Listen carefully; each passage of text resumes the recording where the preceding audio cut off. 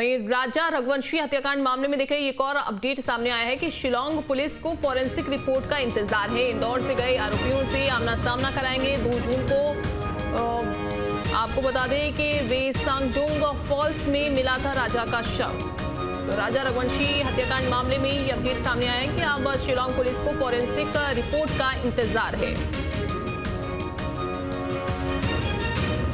सचिन लगातार बने हुए हैं। सचिन, क्या वजह है कि अभी तक इंदौर पुलिस को भी जानकारी शिलांग पुलिस की तरफ से नहीं दी जा रही है और फॉरेंसिक रिपोर्ट का इंतजार किया जा रहा है?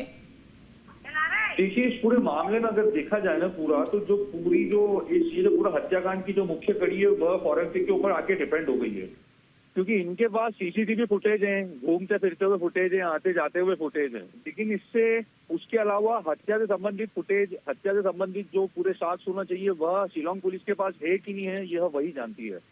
क्योंकि अभी तक जो पूरी जो चीजें जो सामने आई है, जो पिछले 1 महीने का अगर घटनाक्रम उठा के देखें तो 2 तारीख को राजा का शव मिलना और 8 से 9 तारीख की दरमियानी सोनम का सामने आना और उसके बाद लगातार पुलिस द्वारा पूछताछ करना और रिक्रिएशन करवाना और उसमें जो हथियार है वह भी बरामद होना, तो ये सब चीजें दर्शाता है इसमें। क्योंकि सबसे बड़ी चीज है कि फॉरेंसिक रिपोर्ट जब तक नहीं आएगी तब तक पुलिस भी कुछ नहीं कर सकती, क्योंकि उसमें से 2 जो आरोपी हैं, आनंद और विशाल, वह तो आनंद और आकाश, वह तो कोर्ट में मुकर चुके कि उन्होंने किसी प्रकार का कोई इस प्रकार का घटनाक्रम का अंजाम नहीं दिया है। तो पुलिस के पास क्या इस चीज का एविडेंस है, क्योंकि फॉरेंसिक रिपोर्ट अब उसमें क्या आती है, फॉरेंसिक में इन्होंने क्या वहां से जब्त किया है, यह शिलांग पुलिस ही जानती है। क्योंकि 10 दिन बाद बॉडी का मिलना, तो तब तक तो बारिश में पूरे साक्ष्य धुल जाते हैं, ऐसा कहा जाता है। लेकिन अब वहां की पुलिस को क्या मिला है, एफएसएल टीम ने वहां क्या जांच करी है, क्योंकि हथियार का भी मिलना शव के आसपास की लोकेशन पे तो वो 10 दिन बाद मिला है, क्योंकि 23 मई को इसकी हत्या कर दी गई थी और 2 जून को उसका शव बरामद किया गया था। तो उस बीच जो ये जो 10 दिन का जो फासला है उसमें कई बार उसमें लगातार बारिश भी हुई है और वो पूरा बारिश वाला क्षेत्र ही है जिसमें पुलिस को भी रेस्क्यू ऑपरेशन करने में बड़ी तकलीफ हो रही थी।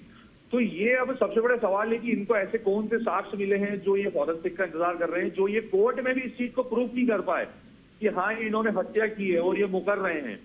तो सवाल कई खड़े हो गए, क्योंकि पुलिस के सामने दोनों आरोपियों का हाँ बोलना और उसके बाद कोर्ट में जाके चुप रहना और उस चीज को एक्सेप्ट ना करना, तो ये कहीं ना कहीं शिलांग पुलिस की नाकामी भी दर्शा रही है। क्योंकि इंदौर में भी उनसे पूछताछ की गई और उसके बाद वहां ले जाके रिक्रिएशन कराया गया, वहां पे भी 8 दिन तक इनसे पूछताछ की गई।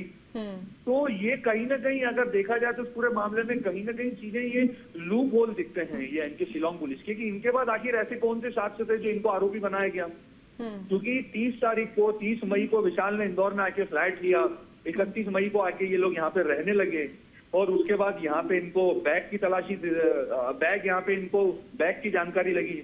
इन्होंने अपने हिसाब से कहा कि 5 लाख रुपए उसमें थे, उसमें लैपटॉप था, उसमें मोबाइल था, तो बैग तो जला दिया, उसमें पिस्टल मिल गई नाले से। तो ये कई सारे सवाल खड़े करता है ये जो पूरा घटनाक्रम है, क्योंकि 8 दिन से जो पुलिस यहाँ पे थी उसके बाद एकदम से ये नाले पे ले जाती है और आधे घंटे के अंदर उसी स्पॉट पे शिलांग जेल से थैली निकालता है नाले पे से, और उसके बाद यह कहा जाता है कि इसमें हथियार है जो राजा को मारने के लिए खरीदा गया था।